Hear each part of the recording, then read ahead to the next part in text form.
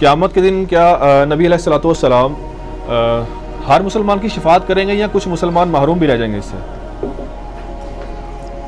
ابن ماجہ میں حدیث ہے، نبی علیہ السلام فرمایا میری شفاعت میری امت کے کبیرہ گناہ کرنے والوں کے لیے بھی ہے، البتہ جو مشرک ہے وہ شفاعت سے محروم رہے گا۔ وہ مشرک امام ابن تیمیہ والا نہیں، ابن تیمیہ نے جو شرک کی اقسام بنا دی ہے نا، اس میں تو دنیا میں کوئی بندہ نہیں بچتا، ٹھیک ہے نا۔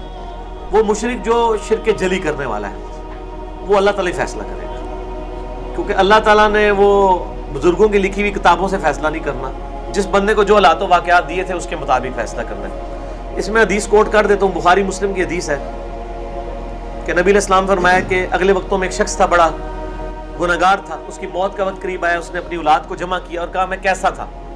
ان کا تمہارا بڑا اچھا باپ تھا۔ تو انہوں نے کہا اگر تم مجھے اچھا سمجھتے ہو تمہارے حق میں، جب میں مر جاؤں میری لاش کے ٹکڑے ٹکڑے کر دینا اور اس کی راکھ بنا کے ہواؤں میں، پانی میں، زمین میں بہا دینا مختلف جگہوں پر۔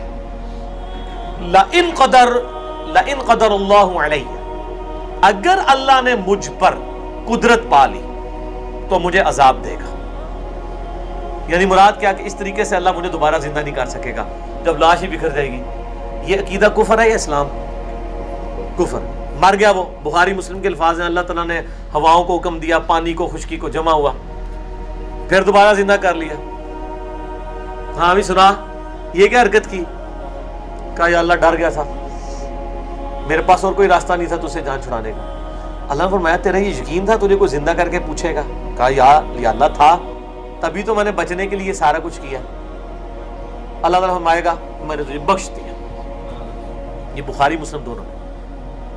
اب امام ابن تیمیہ یا آج کے ہمارے اہل حدیث بھائی ہوتے تو وہ اللہ تعالیٰ سے کہتے کہ یا اللہ ذرا نظر ثانی فرمائے اپنے فیصلے پہ، یہ کیسے بخشا گیا؟ تو کفر پہ مرا ہے، لیکن اس کا کفر جزوی تھا، اللہ کو مانتا تھا، اللہ کے زندہ کرنے کو مانتا تھا، صرف یہ نہیں مانتا تھا کہ راکھ بکھر گئی پھر نہیں اللہ زندہ کر سکتا، اگرچہ یہ بھی کفر ہے۔ ابراہیم ابن حجر اسقلانی نے بخاری کی اس حدیث کی شرح میں فتح الباری میں لکھا ہے کہ یقیناً وہ کفر کر کے مرا ہے، لیکن اس کا کفر کیا تھا؟ جزوی۔ اس طرح جو یا علی مدد یا فلاں فلاں کہتے ہیں نا، میں ان کے بارے میں کہتا ہوں ان کو آپ شرک کلی نہ کہا کریں، یہ جزیات میں ہے، کیونکہ آگے ان سے آپ جو کاؤنٹر کوسچن کرتے ہیں وہ پھر آگے جاتے ہیں، وہ کہتے ہیں ہم علی کو اللہ کا بندہ ہی مانتے ہیں، اللہ کی طرف وہ یہ سب کچھ شرک ہے، لیکن اس کو ہم کہیں گے شرک، لیکن اس کے اوپر کیا ہمیشہ کی دوزخ کا فیصلہ ہونا یا نہیں ہونا یہ اللہ پہ فیصلہ رہنے دے، یہ امام ابن تیمیہ نے نہیں فیصلہ کرنا۔ ورنہ تو امام ابن تیمیہ کی عقائد میں نے کتنی خرابیاں حدیثوں کو بتائی ہیں، کیا ان کو ہضم ہو گئی ہیں؟ بدعات بتائی ہیں، سماع موتا کے عقیدے کے وہ قائل تھے، اور میں نے یہ دعویٰ کیا ہے کہ آج کے دور کے اہل حدیث کے عقیدے امام ابن تیمیہ سے بہت بہتر ہیں، اور یہ میرا دعویٰ نہیں ہے، عبد الرحمن کیلانی صاحب نے باقاعدہ کتاب لکھی ہے عذاب برزخ اور اعادہ روح، اس میں انہوں نے لکھا ہے کہ ابن تیمیہ کو تو ہم اہل حدیث ہی نہیں مانتے، وہ صوفی تھا۔ ڈاکٹر طاہر القادری صاحب نے 10 لیکچر دیے ہیں کہ ابن تیمیہ صوفی تھے، اور میرا بھی یہ موقف ہے کہ ابن تیمیہ صوفی تھے، لیکن اچھے والے صوفی ہوتا نا، اچھے صوفی اور برے صوفی، یہ وہ والے ہے، وہ صوفی تھے، یعنی وہ اس طرح کے پکے موحد نہیں تھے جس طرح کے آج کے موحدین ہیں۔ جزیات ضرور لکھی، کئی جگہ وہ خود بھی انوالو ہوئے معاملات کے اندر، تو میں اس طرف چل پڑوں گا۔ امام ابن تیمیہ پہ میرا ریسرچ پیپر نمبر 14 آپ یوٹیوب سے ویب سائٹ سے ڈاؤن لوڈ کر کے پڑھ لیں، اور آپ لکھ دیں امام ابن تیمیہ کے عقائد، میرا کلپ بھی کھل جائے گا جس میں میں نے ان کے عقائد کی کمزوریاں بتائی ہیں۔ وہ کہتے ہیں میلاد بنانا بدعت ہے، لیکن چونکہ اس کے پیچھے نیت صحیح ہے لہذا ثواب ملے گا، تو کل بدعت ضلالہ و کل ضلالۃ فی النار کتنے رہ گئی، تو وہ رہنے دیں۔ تو اس لیے یہ جزیات کا فیصلہ اللہ نے کرنا ہے۔ آپ پوریاں کفر اور شرک کی بات کریں کہ ایک بندہ قبر سے مانگتا ہے اور کہتا ہے یہ خدا ہے یا خدا کا بیٹا ہے یا خدا نے خدائی اس کے حوالے کر دی ہے، کافر ہے، چاہے وہ کلمہ بھی پڑھے۔ مشرکین عرب یہی تو تھے، نبی علیہ السلام کو پیغمبر نہیں مانتے تھے، اور وہ کہتے تھے یہ بت چھوٹے آلیہا ہیں، وہ اولیاء اللہ نہیں کہتے تھے، آلیہا کہتے تھے۔ حالانکہ سٹارٹ تو اولیاء اللہ سے ہی ہوتا ہے نا، قوم نوح کا شرک بھی اولیاء اللہ سے سٹارٹ ہوا، کرتے کرتے آلیہا بن گیا، ٹھیک ہے۔ تو اس لیے یہ ڈفرنس رکھنا پڑتا ہے، یہ بڑی باریک بحثیں ہیں، یہ ہمارے جو بعض مکاتب فکر کے لوگ فوراً دائرہ اسلام سے نکال دیتے ہیں، اور وہ یعنی اپنی طرف میں زوم میں توحید کی خدمت کر رہے ہوتے ہیں، یہ کوئی خدمت نہیں، خوارج والی اپروچ ہے۔ صحیح ابن حبان میں اور صحیح ابن خزیمہ میں یہ حدیث موجود ہے کہ نبی علیہ السلام فرمایا قرب قیامت میں ایسا زمانہ بھی آئے گا، ایک شخص اپنے پڑوسی کے गर्दन पे तलवार रख के कहेगा ओए मुशरिक, तो नबी अलैहिस्सलाम से पूछा कि मुशरिक, आप फरमाया जो शिर्क का फतवा लगा रहा होगा वो शिर्क के करीब होगा, क्योंकि फतवा उसकी तरफ लौट रहा होगा, खामखा किसी को मुशरिक कह रहा होगा। हमारे यानी इंडिया, पाकिस्तान, बांग्लादेश में कुछ बाज़ उलमा ऐसे हैं जो खामखा भी शिर्क के फतवे लगा देते हैं।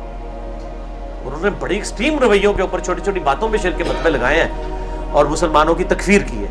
ये तकफीरी सोच से अवॉइड करना, आप सिर्फ इल्मी इस्लाह करें, दैट्स ऑल। मसलन तो मतलब इस तरह तो नहीं आप करेंगे, वरना तो मैं आपको बताऊं कि सही मुस्लिम में हदीस है 240 किताबुल ईमान में कि अली से मोहब्बत नहीं रखेगा मगर मोमिन, अली से बुग़्ज़ नहीं रखेगा मगर मुनाफिक, है ना। अब मैं ये हदीस लूं और मैं कहूं जिन लोगों ने सैयदना अली के साथ लड़ाइयां की हैं वो सारे मुनाफिक हैं इस हदीस के तहत, तो मैथमेटिकल फार्मूले में तो बिल्कुल ठीक है। लेकिन क्या कोई जुर्रत करेगा कि असहाबे जमल को या असहाबे सिफीन को या इवन खवारिज को भी काफिर और मुनाफिक कह दे? ज्यादातर हम कहते हैं पॉलिटिकल टर्म में बागी थे, अल्लाह ताला उनकी गलतियों को माफ करे, हजरत अली हक पे थे। लेकिन अगर मुस्लिम शरीफ की हदीस ली जाए कि अली से मोहब्बत मोमिन ही करेगा, अली से बुग़्ज़ मुनाफिक ही रखेगा। अब बनु उमैया के मिंबरों पे जब हजरत अली पे लानत होती थी तो आप लाख लोगों को समझाएं कि जी वो लानत तो करते थे लेकिन दिल में बड़ी हुब्बे अली रखते थे, तो ये आप दुनिया के किसी कोर्ट में प्रूफ ही नहीं कर सकते, ठीक है। वो कहेंगे यार ये कैसी आप बात कर रहे हैं, तो सीधे सीधे मुनाफिकत लगा देंगे। लेकिन हम क्या जवाब देंगे कि बेसिकली उन मुखालफीन पे दुनिया की मोहब्बत का गलबा था, हजरत अली के मकाम को समझते थे।